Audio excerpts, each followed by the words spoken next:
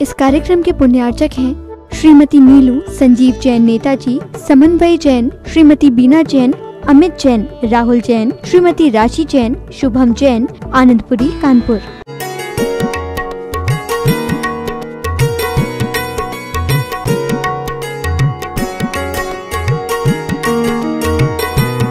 चर्चा चल रही है 16 कारण भावना की। दूसरी भावना जो विनय संपन्नता है, उसके संबंध में अपन चर्चा कर रहे हैं। अनेक अनेक पहलू से समझाने का प्रयास किया जा रहा है कि आपका जीवन जो अहंकार के शिखर पे चढ़ रहा है, उससे थोड़ा हम नीचे उतरकर और विनयशील होकर के अपने जीवन को कैसे जिए, उसके रास्ते बताए जा रहे हैं। क्योंकि आज अहंकार के कारण परिवारों में अनेक प्रकार की कलह, देवरानी जेठानियां एक दूसरे को नीचा दिखाने का प्रयास, सास बहू में अनेक तरीके का आतंक, गलत तो नहीं कह रहा हूं, हो रहा है। भाई भाई में मनमुटाव, पिता पुत्र में विचारधारा में विपरीतता, अनेक अनेक कुछ ऐसे पहलू आज हमारी समाज के बीच में उपस्थित होते चले जा रहे हैं। और धीरे धीरे ये पहलू इतने गहरे हो जाते हैं कि हम एक दूसरे का मुख देखना पसंद नहीं करते, हम एक दूसरे से मिलना नहीं चाहते, एक साथ रहना नहीं चाहते, और हम एक ही मकान में 3-3, 4-4 टुकड़े बनाकर रहना शुरू कर देते हैं। अपने अपने चूल्हे बनाकर के अपना चूल्हा जलाने लगते हैं और अंदर भी जलने लगते हैं। तो जोड़ियां अलग अलग हो जाती हैं, घर अलग अलग दिखने लगते हैं। और कई बार तो ऐसी नौबत आती है कि ऊपर के मकान में पानी ग्रहण की चर्चा चल रही है, तैयारियां चल रही हैं, और बीच वाले को कानों कान खबर नहीं होती, शादी तय हो जाती है, शादी हो जाती है, और बेचारा वह परिवार का सगा, एक मां की कूख से जन्म लेने वाले बेटे इतने अहंकार में आ जाते हैं कि हम उसको बुलाएंगे ही नहीं, और वो कहता मैं जाऊंगा नहीं। जैसे तैसे बुलाया भी जाए तो वो अहंकार के शिखर पर इतना ऊपर चढ़ जाता है, बोले मैं नहीं जाऊंगा उसकी शादी पे। अरे तेरे भतीजे की होगी, मेरे साथ जो किया है, आज मेरी अंतरात्मा जल रही है। तो नहीं जाओगे? मैं तो नहीं जाऊंगा, मर जाऊंगा, मगर उसके यहां तो नहीं जाऊंगा, भंगी के यहां चला जाऊंगा, किसी के भी चला जाऊंगा, उस दिन घर पे ही नहीं रहूंगा, ना रहेगी बांस ना बजेगी बांसुरी। कैसा विनय! उसी मां की कोख में तूने भी जन्म लिया था, तेरे भाई ने भी लिया था, तेरी बहन ने भी लिया था, छोटे भाई ने भी लिया था, बड़े भाई ने भी लिया था, मगर ये कैसा अहंकार! उसी माता पिता के रज बीरज से ये शरीर तूने भी बनाया, उसने भी बनाया, इसने भी बनाया, सबने बनाया। कहां गई वो बचपन का प्रेम, जब चारों भाई बहन खेलते थे और कोई पांचवा छठवां आकर के अगर किसी भाई के लिए कुछ कह देता था तो चारों मिलकर के उसकी पिटाई कर देते थे। तूने मेरे भाई के लिए कहा, मैं छोड़ूंगा नहीं, और छोटा भी पत्थर उठा करके मार देता था। इतना प्यार था, इतना प्रेम था। और जैसे जैसे बड़े हुए तो तुम तो नादान से भी गई बीते हो गए। कहते हम बड़े हो गए। छोटा बच्चा जब शैतानी करता है तो क्या कहते हैं? नादान है, ना समझ है महाराज जी। मगर उनकी शैतानी, उनकी कसाई, उनका अहंकार कितनी देर चलता है? जब बहुत छोटे छोटे 5-5, 8-8 साल के होते हैं, कितनी देर चलती उनकी कसाई में? आप सबसे पूछना चाहता हूं, आप ग्रस्त बैठे हुए हैं, कितनी देर चलती है बताओ? घंटे, आधा घंटे, 2 घंटे, फिर वही गले में हाथ डाल करके भैया के साथ खेलने लगता है, बहन के साथ बैठ करके बातचीत करने लगता है और बहन से इतने प्यार और मीठी बातों में वार्तालाप करता है। उस समय वो नादान थे, छोटे थे। अब तुम कहते हम बड़े हो गए हैं, तो हम तो उल्टा समझ रहे हैं कि अब तुम बड़े नहीं हो गए हो, तुम नादान हो गए हो, तुम बेवकूफ हो गए हो, तुम नालायक हो गए हो। और क्योंकि तुम बड़े हो गए हो, तुम छोटों से ज्यादा गंदी हरकतें करके अपने धर्म का विनाश कर रहे हो, अपने परिवार का सत्यानाश कर रहे हो, 4 लोगों की दृष्टि में तुम गिरते जा रहे हो, पतन होता चला जा रहा है, और विनय की जगह तुम अहंकार पर झूल रहे हो। छोटे को माफ किया जाता है और बड़े को साफ किया जाता है। हम विचार कर लें कि हमारी विनय कहां चली गई, कहां चला गया हमारा आपसी भाई भाई का प्रेम, माता पिता का प्रेम, सास बहू का प्रेम, बहन बहन का प्रेम, कहां चला गया? कहां गई तुम्हारी विनय? कैसा विनय था पहले, कैसे कैसे लोग हैं, क्या था? मैंने अपनी सगी आंखों से लोगों को देखा, कुछ नहीं था बंधु, एक साधारण व्यक्ति थे। और आज जिनके घरों में मर्सिडीज गाड़ियां खड़ी हैं, मगर नियम था प्रतिदिन जिनेन भगवान का अभिषेक करना, पूजन करना।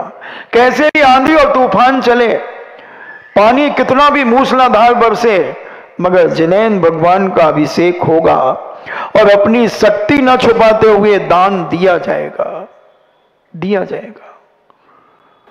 वो व्यक्ति फलीभूत होते हैं। एक घटना पूज्यवर सुनाते हैं कि एक दादाजी थे, 2 कलर की चप्पल पहनते थे, टायर की चप्पल, कभी लाल बत्ती की, कभी नीली बत्ती की उल्टी सीधी चप्पलें, और कुर्ता पैजामा पहनते थे, एक कुर्ता धोती पहनते थे। सब्जी खरीद रहे थे वो एक दिन, महाराज जी वहीं मंदिर की छत पर खड़े थे, नीचे सब्जी का बाजार लगता था। तो एक दादाजी कम से कम 25 मिनट तक इस ठेले वाले के पास, उस ठेले वाले पास, टमाटर क्या भाव? वो कहते 8 आना किलो है, 6 आना दे, 7 आना किलो दे। ऐसे करते करते उन्होंने आधा घंटा निकाल दिया और वो आए, फिर उनने 2 किलो टमाटर ले गए। फिर महाराज का प्रवचन हुआ। उस दिन बोली लगना थी, 1951 की बात है, बोली लगना थी। उस दादाजी ने उस समय 11 लाख रुपए की बोली ली। यानी 34 साल पहले की बात बता रहा हूं। तो महाराज जी ने देखा कि ये वही डोकरा है जो सब्जियों के ठेले पे चक्कर लगा रहा था। तो महाराज ने कमेटी को बुलाया, बोले ये देगा कि नहीं देगा? वो दादाजी के कान बहुत तेज थे, महाराज ने इधर मुंह करके बोला, मगर माइक चालू था, थोड़ी सी आवाज, महाराज अभी आ रहा, बैंक खुलने दो, अभी आ रहा है। महाराज ने कहा तुम टमाटर खरीद रहे थे नीचे? बोले हाँ खरीद रहे थे। बोले आधा घंटा तुमने बर्बाद कर दिया 2 आने पैसे के लिए, 1 आने के लिए। वो 8 आना किलो कह रहा था, तुम 6 आने किलो मांग रहे थे, 7 आना किलो मांग रहे थे। बोले महाराज जी हम 1 आना भी उसको क्यों दें, पापी को? क्या करेगा मेरे 1 आना का? एक बड़ी का कट्टा और लेकर के बड़ी फूकेगा। क्यों दें उस पापी को पैसे? जितना माल लिया उतने पैसे देंगे। तो महाराज ने कहा तुमने इधर 11 लाख की बोली ले ली। महाराज बोली और बढ़ती तो 21 की लेता।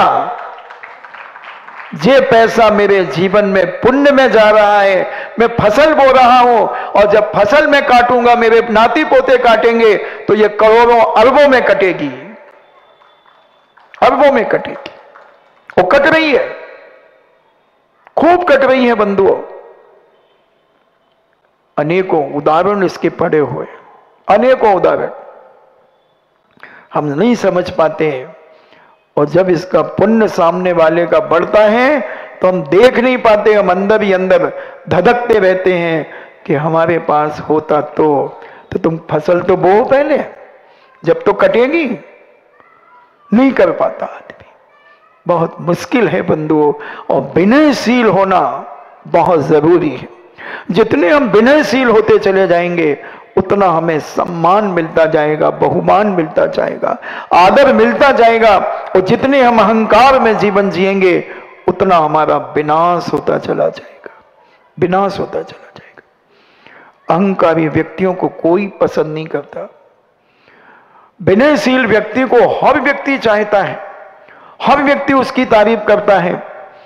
अशोक पाटनी जब ज्ञानोदय तीर्थ क्षेत्र में आते थे, सारे नौकर 50-60 नौकर एक साथ खड़े हो जाते कि भाई साहब आ रहे हैं, भाई साहब आ रहे हैं। सब हाथ जोड़ करके खड़े रहते तो अशोक पाटनी भी उनको जय जिनेंद्र जय जिनेंद्र एक एक नौकर से जय जिनेंद्र करता था। अगर किसी नौकर के घर पर, कर्मचारी पर शादी विवाह हो जाए तो तीनों भाई में से कोई भी भाई उसकी शादी में जाता है। कोई मर जाए तो पूरा स्टॉप के साथ सेठ जी सुत जाते हैं, उसकी अर्थी में जाते हैं, कंधा लगाते हैं। एक बार हम लोगों ने परीक्षा ली, 5-7 उनकी माइंस पर रुके थे हम, हमारे पास समय था, वहां रुके। 5-7 कर्मचारी से पूछा, सेठ जी तुम्हारा बहुत बेकार है। महाराज जी कैसे बात कर रहे हो, वो देवता है हमारा। सारे नौकर एक साथ बोले वो देवता है हमारा। विचार करना क्या है बंधुओं, विनय ही सब कुछ जीवन का आधार है। और अगर विनय नहीं है और हम अरबपति क्यों ना हो जाएं तो भी हमारे जीवन में इज्जत नहीं मिलेगी। भले सामने कोई कुछ नहीं बोलेगा मगर पीठ पीछे तो बुराई के अलावा कुछ मिलेगा नहीं बंधुओं।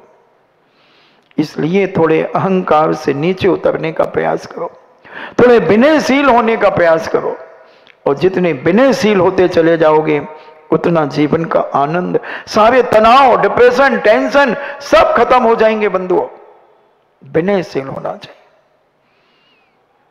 इसलिए कायिक विनय, कायिकी विनय, बड़ों के सामने कभी ऊंचे स्थान पे नहीं बैठना, मुनि महाराज के सामने कभी टांग फैला करके नहीं बैठना, त्यागी व्यक्तियों के सामने टिक करके नहीं बैठना,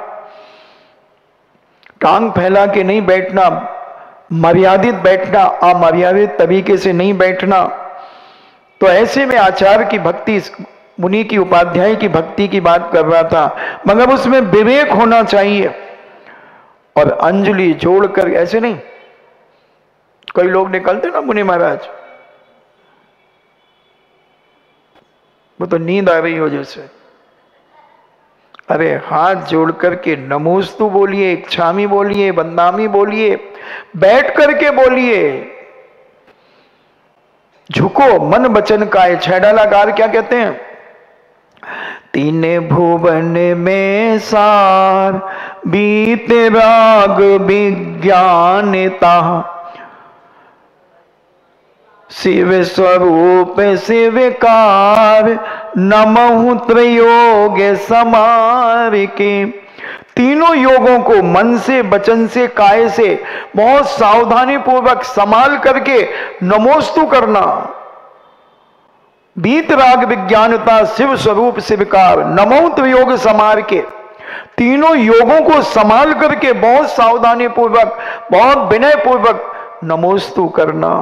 हम भगवान के दर्शन ही नहीं करते विनय से, हम तो नवाब है ना, खड़े खड़े यूं करते, जैसे वो मोर करती ना यूं, ऐसे हम अहंकारी यूं करते। मैं सोचता हूं इसकी पीठ में शायद स्टील की राड डली होगी बेचारे के, में झुक नहीं पा रहा, या ऐसे सिर दर्द हो रहा होगा बहुत भयंकर। तो मैं सोचता हूं कमेटी से कह दूं झंडू बाम की व्यवस्था करके रखे। कैसे अहंकारी जिनालय में मोजे पहन करके चले जाते हैं। ये जिनेंद्र भगवान का अभिनय है बंधुओं। हम कितनी शुद्धि और अशुद्धि का विवेक नहीं रखते और मंदिरों में चले जाते हैं, जूते पहने, जूते उतारे, मोजे पहनकर। और जूते और मोजे में क्या अंतर है, दोनों एक ही हैं। अगर आपसे पूछे आप कहां रहते हैं तो आप क्या कहेंगे, राजा मंडी। और मैं आपसे पूछूं मोजे कहां रहते हैं, जूते में। तो मोजे और जूते में अंतर क्या है, मंदिर में मोजे पहन के जाना महान पाप का कारण है, साक्षात जूते पहनकर जाना। ये इतना अभिनय है जिनेंद्र भगवान का, इसलिए तुम्हें पुण्य का वंद नहीं हो पा रहा। मंदिर जा तो रहे हो मगर पुण्य जो मिलना चाहिए वो नहीं मिल रहा, क्योंकि तुम्हारी विनय में कमी है। विनय में कमी है तो ऐसा विनय पूर्वक जीवन जीने वाला व्यक्ति अपने जीवन को अनेक प्रकार से उन्नति की ओर ले जाता है। और अगर जो विनय नहीं करता और दर्शन करता, उसकी मुंड वंदना कहलाती। मुंडा है वो, बिना हाथ जोड़े मस्तक झुकाए बैठ करके पंचांग नमस्कार नहीं करता है, और खड़े खड़े हाथ जोड़ता भी नहीं, कई तो यूं हाथ अकड़े रहते हैं, ऐसे भी देखे मैंने। तो ये मुंड वंदना है। मुंड जैसे मुंडा आदमी होता ना, चिक मुंडे की चाय गरम पीने वाला बेशरम, तो ऐसे ये मुंड वंदना कहलाती है। इसका कोई तथ्य नहीं होता, और ये कायिक विनय नहीं कहलाती, यानी शरीर से भी उसने विनय नहीं की।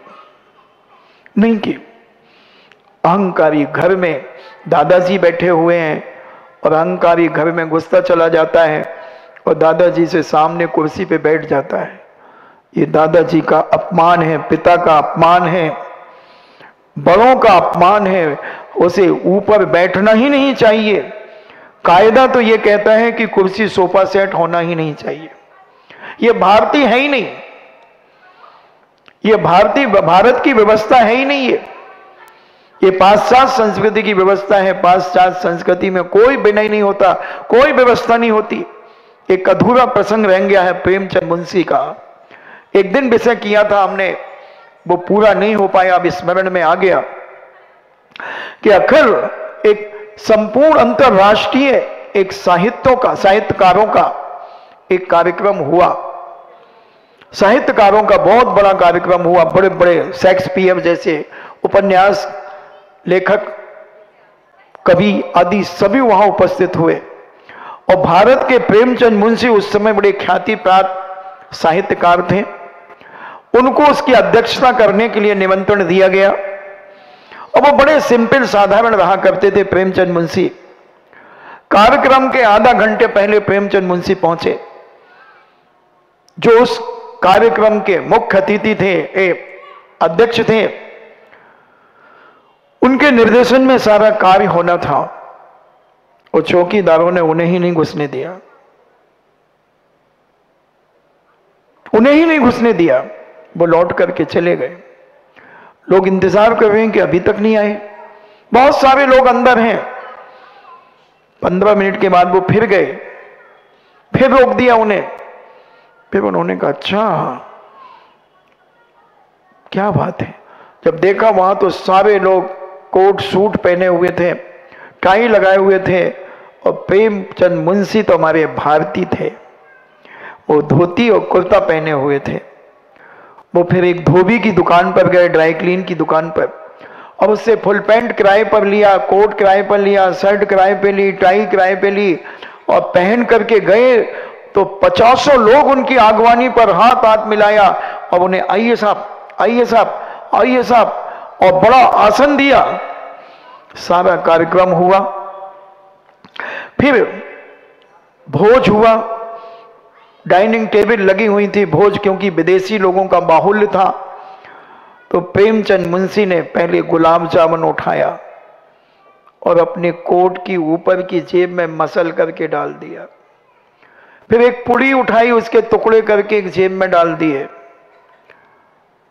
पैंट में डाल दिए। ऐसा उनने लोग कहे ओहो ज्यादा पढ़े लिखे हो गए तो दिमाग शायद खराब हो गया, डिप्रेशन में आ गए, सख्ते में आ गए। दाल की कटोरी ली उन्होंने, अपने एक दूसरे कोट के जेब में डाल दी।